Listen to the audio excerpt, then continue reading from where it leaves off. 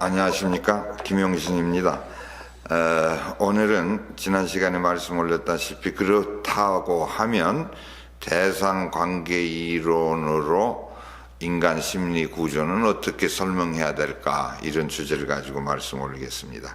계속해서 제가 그 자아이상에 대한 문제를 거론을 하면서 그거에 대한 해석이 프로이트가 완전하게 설명을 하지 못함으로써 그 위에 약간의 혼동이 있었다, 그런 말씀을 드렸습니다.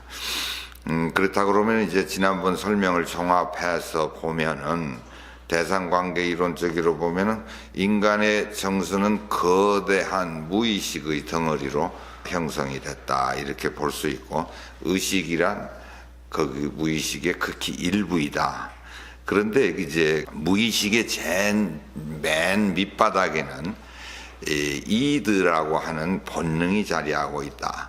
여기까지는 프로이트가 초기에 이고와 이드를 설명할 때 한 것과 같습니다. 그런데 이제 무의식의 그 거대한 무의식의 덩어리는 대상관계 이론적으로 보면은 자아이상과 초자아의 대칭적인 양대 감성으로, 양대 욕구로 이루어졌다, 이렇게 이제 설명을 할 수가 있습니다. 그러면은 그 프로이트가 말하는 이고 혹은 에고는 뭐냐, 이게 이제 문제가 되는데, 프로이트가 초기에 말했던 슈퍼 이고에 대한, 초자에 대한 문제는 대상관계 이론에서도 그대로 받아들이고 있습니다. 즉 현실을 따르려는 원리, 자기 생존을 위해서 현실을 따르려는 원리, 조금 더 구체적으로 오이디푸스 콤플렉스를 통해서 어린아이가 현실의 원리를 알아갈 때부터 싹트게 된, 어떻게 보면 후천적인 자기 생존에 대한 욕구입니다. 그런데 이제 자아이상이라고 하는 것은 프로이트가 처음에 이야기했던 에고와 비슷한 형태를 갖게 됩니다. 소위 그 기쁨의 원리를 따라서 자기가 원하는 바대로 하고 싶은 욕망, 그것이 바로 이고 아이디얼이니까 프로이트가 초기에 이고라고 말한 혹은 에고라고 말한 것과 똑같다, 이제 이렇게 설명을 할 수가 있는데, 그러면 프로이트가 말한 에고는 어떻게 해석할 수 있는가? 프로이트의 이고 혹은 에고는 우리말로도 자아인데, 자아라고 하는 건 넓은 의미로 말하면 셀프를 의미합니다. 내 자신.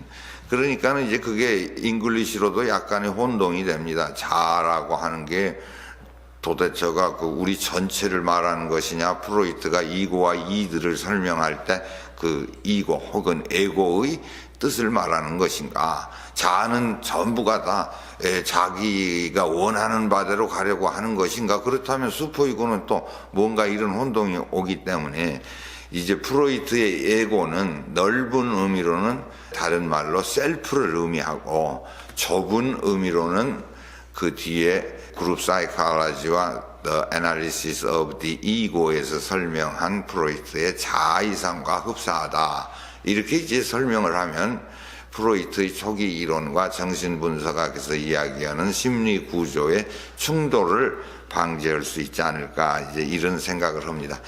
이렇게 보면 우리는 매 순간 자아 이상과 초자의 갈등 속에 놓여 있습니다. 내가 원하는 바대로 하고 싶은 욕망이 있고, 반대로는 그렇게 했을 때 사회적으로 문명 속에서 어떠한 문제가 생기게 될 것을 우려해서 또 현실의 논리를 따르게 되는 슈퍼이고가 작동하죠. 그러니까 매 순간 인간은 외부 대상과의 갈등을 떠나서 내적으로도 끊임없는 이너 콘플릭트, 내적 갈등 관계에 있는 것이죠. 매 순간 이고 아이디어를 따를 것인가, 슈퍼이고를 따를 것인가, 이런 갈등 속에 있는 게 인간의 심리적 다이내믹스, 동적 양상이다, 이렇게 생각하면은 여러분들이 정신분석을 조금 더 쉽게 이해할 수 있으리라고 봅니다. 그러면은 다음 시간에는 이 자아이상과 슈퍼이고의 관계 속에서 자아이상의 변화 혹은 발전 과정이 어떻게 이루어지고 있는가 보다 더 자세한 설명을 하게 되면 인간의 내적인 심리 구조 혹은 그 다이내믹스에 대해서 여러분들이 보다 더 명쾌하게 이해할 수 있으리라고 봅니다. 그러면 오늘은 이만 마치고 다음 시간에 뵙도록 하겠습니다. 감사합니다.